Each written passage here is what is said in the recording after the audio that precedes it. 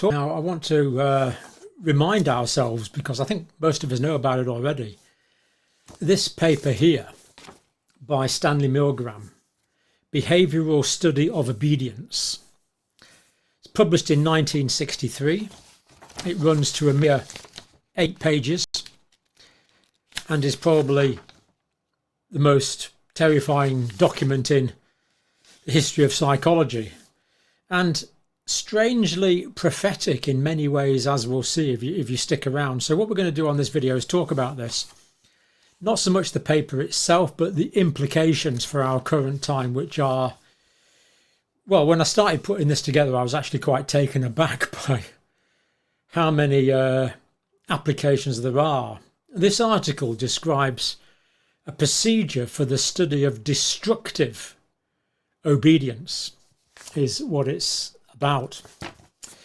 Now, this is Stanley Milgram's original publication. He actually did about 18 studies in this between 1961 and 1963. So this was the first one that's published, I believe. Work done in 1961 and published in 1963. And of course, I'll give you the links where you can download the whole thing for yourself. Completely readable, well worth it.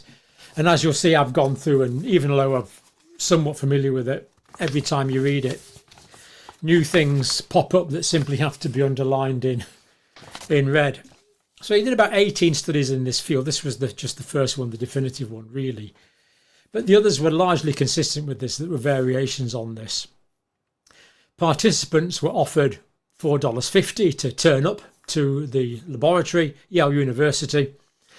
And you probably know, but there was teachers and there was learners. So the subject would come in. There would be a random drawing of lots to decide who was the learner and who was the teacher. And of course, the subject always became the teacher because the learner was a stooge. The whole study was about studying the person that was described as the teacher to see how much they would obey. And of course, every time the supposed learner got something wrong, they got a electric shock administered by the fingers of the teacher. Now, the victim, in other words, the person that was supposed to be the learner, was a 47-year-old accountant who they met.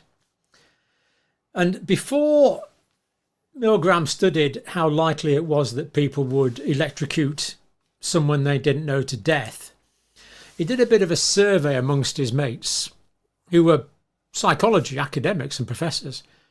And they estimated that between 0 and 3% of people would give the final dose of the electric shock that could be terminal. But Milgram was studying why gas chambers were built, death camps were guarded, daily quotas of corpses were produced. Might have arisen in the mind of an individual, but they could only be carried out on a massive scale if very large numbers of persons obeyed the orders. That's what this is about. Partly inspired by the trial of Adolf Eichmann, who was in trial in Israel for genocide at this time. Now, they predicted 0 to 3%. Their average prediction was 1.2%. Now, that makes sense because that's consistent with the amount of psychopaths in the population. 1, 2, 3%, depends how you describe it. Because obviously only psychopaths would kill people. The actual number of ordinary citizens that were prepared to press the electric shock in the XXX range beyond the lethal range was 65% in this first round. So this suggests that 65% of us are quite capable of pressing that button for a lethal shot. 65% of us, does it mean that 65% of us could have worked in the gas chambers? I think that's what it does mean, because I think equivalent things are happening arguably all around the world today, including in our oh-so-civilised Western countries. Milgram's famous for his later work as well, 6 degrees of separation. That was Milgram's idea. And I didn't know this until I checked it out, but he did correlation between watching television and antisocial behaviour. Talk about prophetic. A correlation between watching television and antisocial behaviour. Well done, Professor Milgram. Now, what do we learn from Milgram? This is what this is about. So it's not about the experiment so much itself. I am going to do some work on that, but this is about what we learn from Milgram. What do we learn from the fact that 65% of people, when set up pretending that they were studying learning, actually studying their obedience, would actually administer the lethal dose of the electric shock to a perfectly innocent person? 35% wouldn't, but 65% would. Well, what do we learn? Only bad people can do bad things. No, not true. Ordinary people can do bad things in the wrong context. Now, this partly frightens me because a lot of us are capable of murder, destructive behaviour and others. What's even more frightening is that I'm probably capable of it. Because in terms of probability, I would be in the 65%. Now, of course, this wouldn't work now because people know about Milgram. People know about this, but at the time, this was completely new. The subjects who were supposed to be the teachers giving the shocks did not know. And there's good evidence for why they believe this was a completely genuine thing to do. So only bad people do bad things? No. No. The other thing we learn is that we rationalise and diffuse responsibility. It's not my fault. It's that guy who gave me the orders. Anyway, I'm just a small cog in a big machine. I can't control the machine. I'm just doing a little bit. Not my fault, mate. Won't do, will it? Won't do. Individual moral accountability. It's the Nuremberg principle, but it's also an ancient Judeo-Christian principle as well, of course. Another thing we learn, I think, is to beware of gradual escalation. That small compromise at work, at home, business life, can lead to a slightly bigger compromise tomorrow or next week. We learn not to give moral compromise a foot in the door. Well, I'm not telling you what to do here. I'm just saying if you do compromise in a small way, tomorrow you may compromise in a big way. The choice is yours, of course. Milgram's machine had 30 graduated shocks, starting at 15 volts, going up to 450 volts. So they started off with just 15 volts. Not too bad. But of course, the next one was more. People will say, okay, you don't want to do that. Well, just do this little bit. And then if you do that little bit, they'll say, well, you did that little bit last week. What's the problem now? Do a little bit more. Make no mistake. Conscience can be blunted. Precedent can be set. I've experienced this in my working life. I'm sure many of you have as well. And people carried on electrocuting other people. People carried on with this destructive obedience, despite the fact that they didn't want to. Many of them were personally distressed. Milgram comments on a new phenomenon, hysterical laughter. So people were actually laughing out of sheer terror. They didn't want to carry on. Nervous tension was evident for many ways that are written up, and I'll show you some video of this maybe in the next video that illustrate this. But the people being experimented on, the teachers, remember the learner was a stooge, wasn't really being electrocuted. They really suffered during this, but 65% of them carried on to give the final 450 volt shock.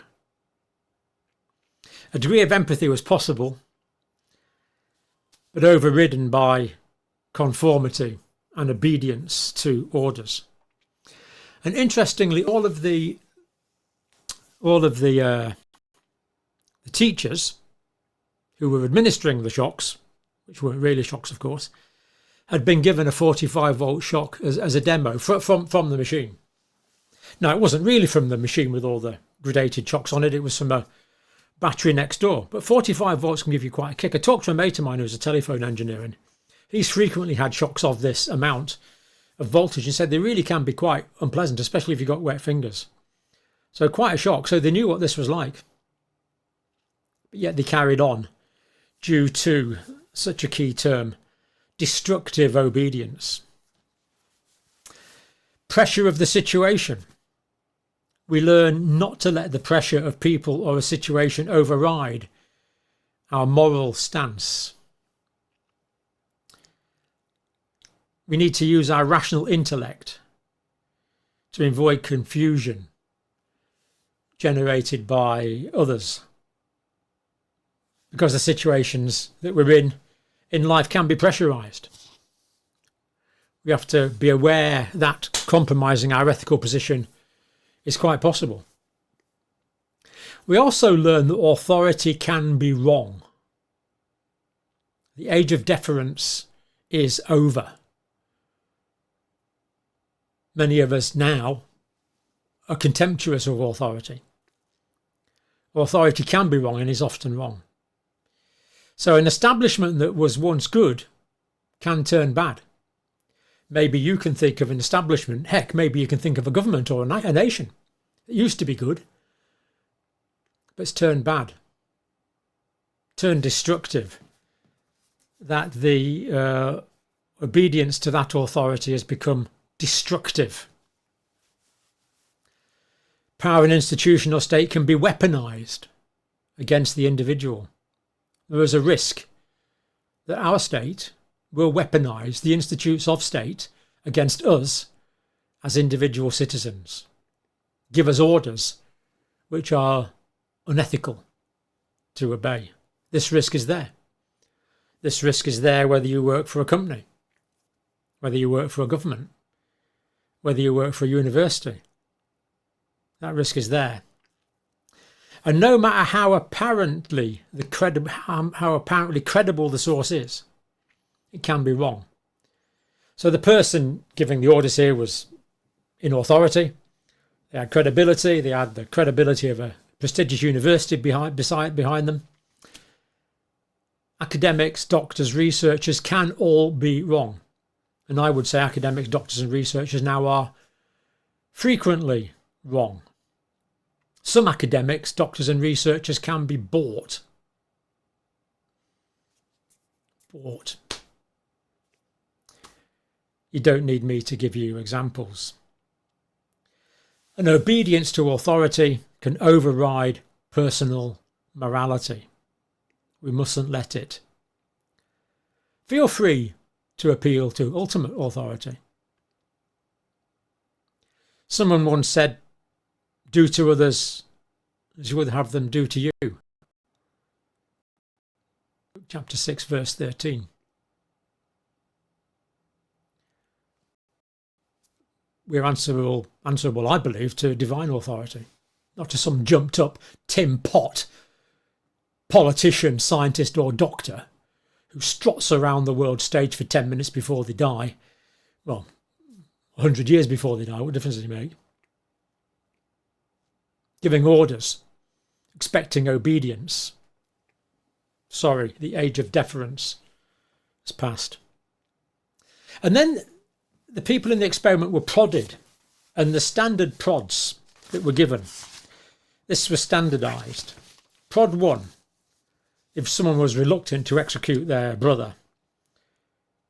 Prod 1, please continue, or please go on.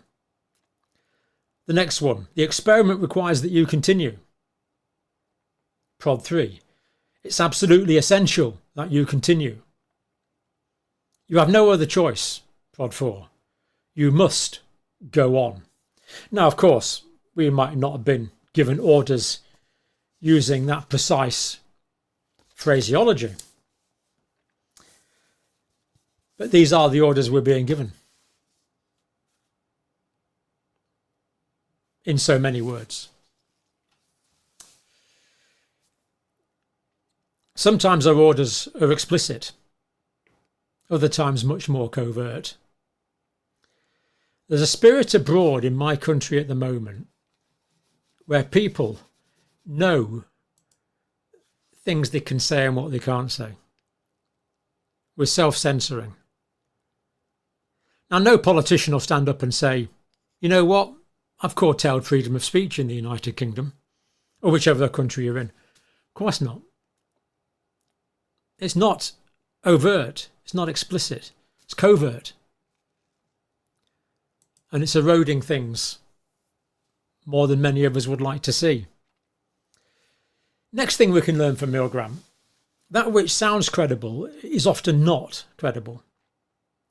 Milgram's subjects were given apparently authoritative information on the relationship between learning and punishment. Kind of psychobabble, if you like, but things that made sense.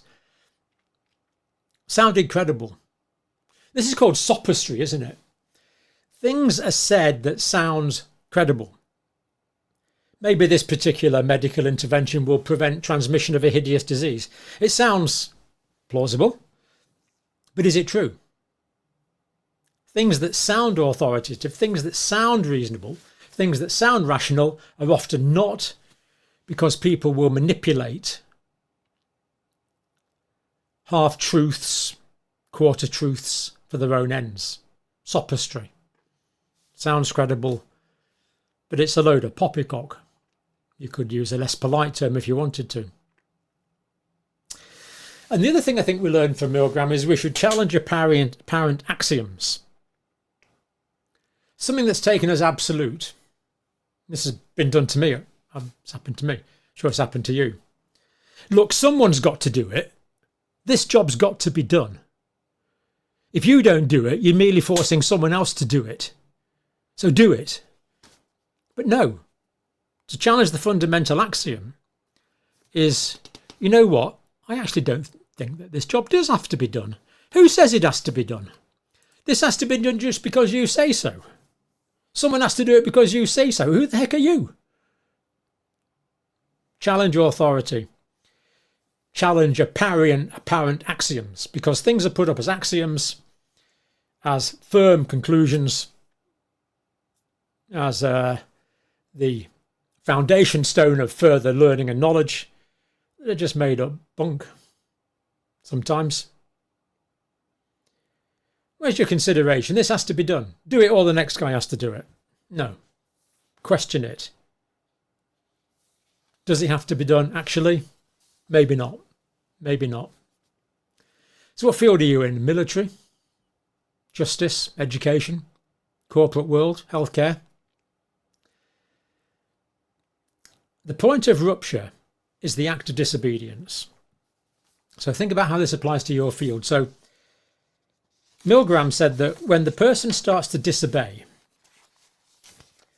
that is the point of rupture. Rupture is the first disobedience. And in this classical first series study, no one disobeyed up until the 285 volt mark.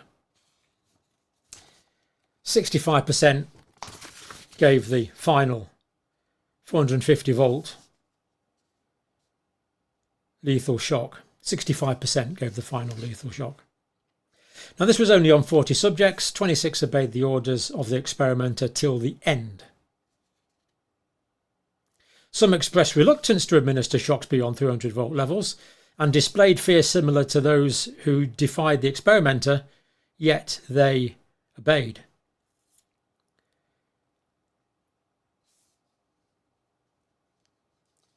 The point of rupture often comes far too late.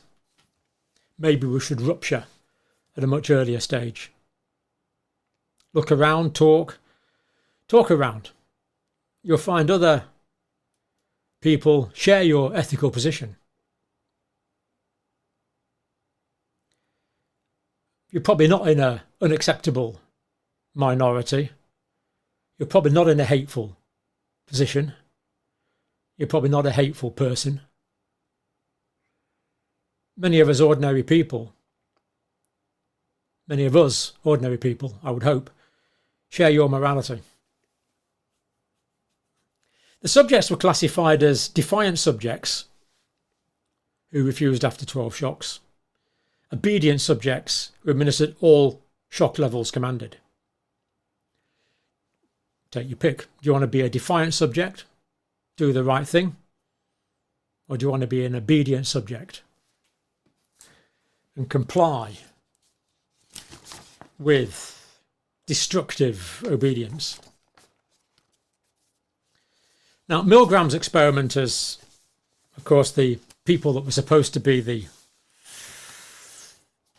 learners, were actually stooges. When they go, ow, they weren't really being electrocuted. When they were banging on the wall, they weren't really in distress.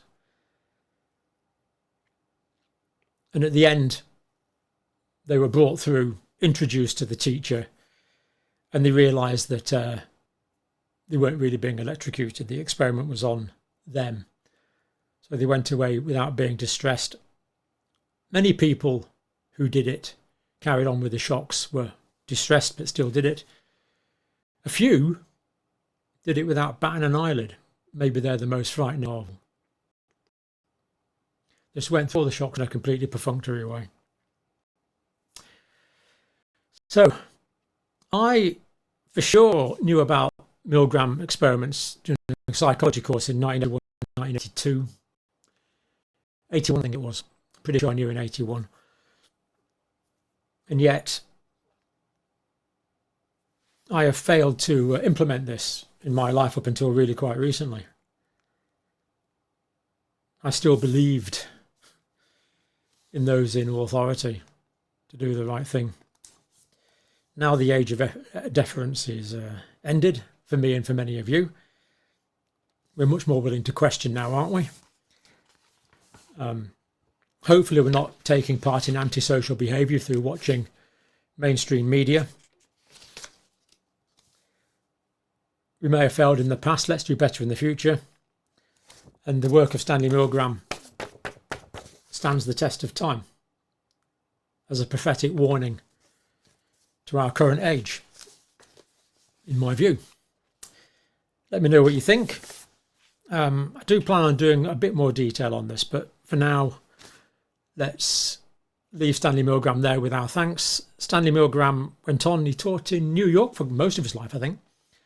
Left us at far too young an age. I think he was only 51 when he died, heart disease. But maybe in consistency with his prophetic life, he died in 1984.